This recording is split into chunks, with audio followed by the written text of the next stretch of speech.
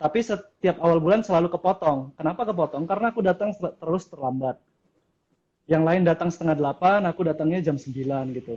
Udah coba tidur cepat, tapi kok bangunnya tetap lama gitu ya. Dulu ngekos kan, jadi susah bangunnya tuh. Iya. Ya udah, jadi kayaknya terus selalu ditegur, Pak Rio, jangan pakaiannya jangan kaos ya, harus pakai kemeja. Terus sepatunya pakai yang ini ya, yang kulit. Aduh, kayaknya nggak cocok gitu.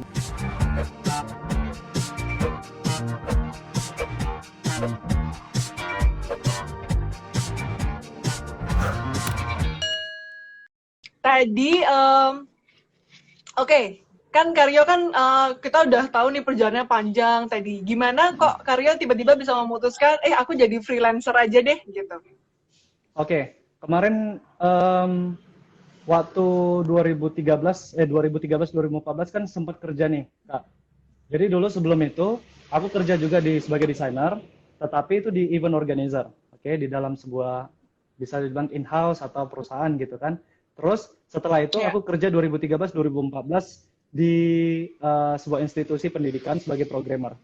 Nah, di institusi pendidikan ini bisa dibilang kerja paling benarnya, kerja seriusnya, karena di situ sudah tamat kuliah, jadi sambil kerja 1 tahun, dan 1 bulan itu gajiku kalau nggak salah dulu itu 1,5 juta, Kak. Tapi setiap bulan awal 1,5. 100, 1 juta, 1,2 juta, iya benar. Tapi setiap awal bulan selalu kepotong. Kenapa kepotong? Karena aku datang terus terlambat. Yang lain datang setengah 8, aku datangnya jam 9 gitu. Udah coba tidur cepat, tapi kok bangunnya tetap lama gitu ya. Dulu ngekos kan, jadi susah bangunnya tuh. Ya. Ya udah, jadi kayaknya terus selalu ditegur, Pak Rio, jangan pakaiannya jangan kaos ya, harus pakai kemeja. Terus sepatunya pakai yang ini ya, yang kulit. Aduh, kayaknya nggak cocok gitu. Makanya itu salah satu alasan juga tuh kemarin resign. Ya udah, kayaknya aku nggak cocok kerja di kantoran. Kayaknya aku harus kerja sendiri gitu, memanfaatkan apa yang ada padaku gitu. Oke, jadi itu alasannya ya. Jadi ada alasan Alasannya, personal, iya benar. ya. Oke.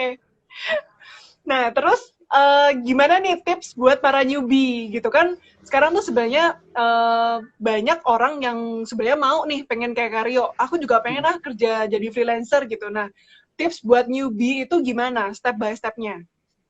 Oke, teman-teman, inti freelancer itu kan kita menjual keahlian untuk perusahaan atau brand atau bisnis yang mau memakai keahlian kita itu untuk membantu mereka. Misalnya desainer, ya ada brand atau bisnis yang pengen mendesain logo atau branding mereka, mereka panggil desainer. Begitu juga teman-teman freelancer Ya. lain, mau itu programmer atau apapun profesinya. Nah, teman-teman untuk pertama kali mau jadi freelancer, teman-teman harus punya keahlian dulu. Kalian apa yang pengen Oke. kalian jual ke publik, ke bisnis gitu. Kalau kalian banyak yang bingung gitu, gimana caraku menjualnya gitu. Kalau teman-teman sudah punya keahlian, teman-teman pasti ada yang nyari gitu.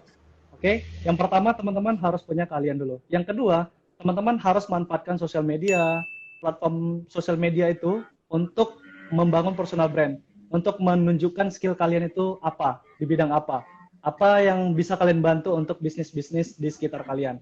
Seperti itu. Seperti Rio Purba, ya aku pakai channel YouTube. Ada satu episode yang aku buat itu RLS, Kak. RLS itu Redesign Logo Subscribers.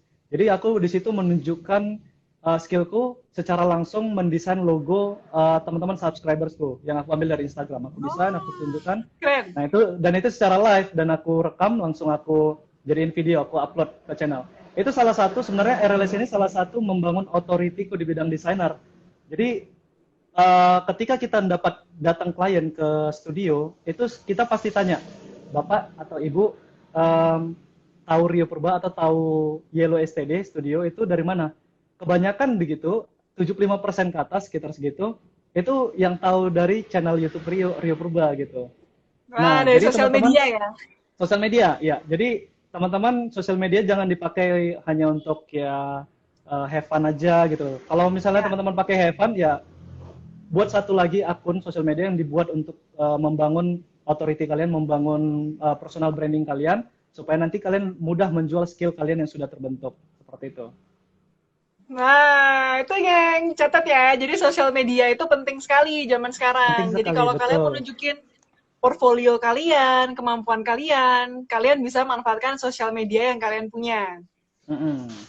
Nah, gimana caranya Karyo dulu pertama kali mendapatkan klien? Klien, oh dulu aku dari kontes Kak. Oh, Jadi dari dulu kontes? dari awalnya 99 Designs, kalau kawan-kawan desainer pasti tahu 99 Designs.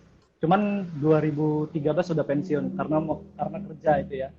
Jadi dulu dapat kontes Ya. dari situ. Awalnya 3 bulan kontes itu nggak menang apa-apa. Jadi setiap hari itu aku ikut 3 sampai 5 kontes logo, dan itu nggak bisa menang sama sekali. Di pertengahan bulan 3 atau di akhir bulan 3 itu ya, setelah setiap hari kontes terus itu baru menang satu satu kontes, dan dari situ mulai rutin tuh 2 bulan sekali atau 1 bulan sekali aku Oke. menang satu kontes logo. Dan di situ Kak, ada di bulan 8, aku masih ingat 2012, itu aku mendapatkan klien pertama. Jadi setelah aku menang kontesnya, dia kebetulan baru bangun usaha. Jadi dia bilang, Rio, karena aku baru bangun usaha, aku butuh banyak desain promosi. Mau nggak kerja sama aku? Nah dari situlah aku dapat klien pertama internasional di luar kontes ya. Ya. Nah dari situ dia order Wow. desain banyak sekali gitu. Syukur ya dapat ini ya. Berarti teman-teman juga berarti harus yang kreatif, berarti harus sering-sering ikut kontes ya Karyo Publa ya. Bisa mulai dari kontes. Banyak kok. Kalau teman-teman mau mulai, itu bisa dari kontes, bisa dari sosial media seperti yang aku bilang tadi, perlihatkan aja portofolio atau karya-karya kalian itu. Terus yang Ya. terakhir bisa dari networking. Oke, kalau kalian nggak pinter ngomong bahasa Inggris, dari kontes itu kan bahasa Inggris semua. Atau yang kedua, kalian susah untuk konsisten upload di sosial media. Yang ketiga adalah networking. Jadi teman-teman gabung aja ke komunitas misalnya komunitas pengusaha, komunitas apapun itu. Terus kenalin diri kalian. Kalau kalian adalah seorang desainer. Nah, dari situ pasti nanti makin banyak yang order desain. Wah, tuh catat. Jadi networking juga penting gitu ya. Penting, Jadi sangat penting ya, betul. teman-teman jangan kayak, aduh aku ini deh, aku nggak mau sosmed, aku nggak mau gabung sama orang gitu. Tapi harus Ah, networking nih supaya kenal iya banyak benar, orang. benar. Oke. Nah, setelah nanti kalau misalnya ini kita udah dapat klien nih, tadi udah ketemu Hmm. caranya kita udah dapetin klien. Gimana cara ngadepin klien kalau yang misalnya tuh kliennya menganggap bahwa desain kita tuh kayaknya kurang bagus deh. Terus kliennya kayak, alah ini desain gini aja nih, gimana gitu. Jadi kita kan jadi kalau misalnya kita udah freelancer nih gitu, kita pengen berkarya gitu. Terus ada klien yang ngomong kayak gitu tuh gimana Kak? Oke, jadi teman-teman di awal sekali, kalau teman-teman baru belajar, ya, baru pengen berkarir, itu fokus utama adalah mengumpuli portofolio. Jangan mengumpuli harta dulu, atau mengumpuli keuntungan. Jadi yang penting Oke. mau kliennya cerewet, aku yakin, sangat yakin, banyak desainer profesional yang saat ini, itu dulunya itu seperti itu. Jadi dapat klien cerewet lah, direndahin klien, segala macem gitu kan. Ya yang penting kita ngumpuli portofolionya aja dulu gitu. Nah, setelah teman-teman mulai serius, mulai profesional di bidang kalian, desainer, ya, teman-teman barulah pilih-pilih klien. Kalau kita sekarang, kalau khususnya aku juga nanti kalau datang dari email atau nanti dia telepon dari WA segala macam, nah itu aku tanya dulu bisnisnya seperti apa. Itu pasti akan kelihatan Kak. Kalau klien yang menganggap remeh karya kita, itu pasti kelihatan. Nanti ketika kita sebut harga kita, eh, masa ya seperti yang kakak bilang tadi kan, salah satunya masa begini ya, biasanya klien seperti itu kita langsung nggak follow up lagi gitu. Terus nanti ketika Oke. dia bilang nanti bisnis saya sudah PT terus lagi bergerak di bidang ini, nah dari situ kita bisa mengukur ini cukup bagus nih, cukup potensial untuk dijadikan klien. Nah seperti itu, Oke, kesimpulannya ini ada untuk yang awal nanya jangan nih. milih-milih sih. Oke. Oke. Jadi tips awal bangun portfolio dulu. Jangan pilih-pilih, jangan terlalu apa? Aku nggak mau yang ini, aku nggak mau yang itu Ya, gitu ya. Jadi ya, harus ya. sabar juga buat nanganin klien-klien. Benar. Oke, ini ada yang nanya nih Mas dari pertanyaan di sini. Deadline kalau deadline gimana Mas? Ada nggak klien yang minta cepet seperti membangun candi Prambanan? Cuma Bisa, dalam bisa. waktu semalam gitu. Oke, bisa. Jadi teman-teman, ini rahasianya. Kalau teman-teman dapat klien seperti itu, bilang di awal. Jadi sampaikan berapa paket atau rate kalian. Misalnya untuk desain logo. Kita kalau di studio itu paling cepat 2 sampai 3 minggu hanya untuk desain logo aja. Nah, kita sampaikan rate kita. Oke. Kalau ternyata dibilangnya saya butuh 1 minggu ini Mas, karena saya mau ngejar minggu depan mau didaftarin ke Haki atau ke mereknya gitu. Jadi saya butuh cepet nih gitu.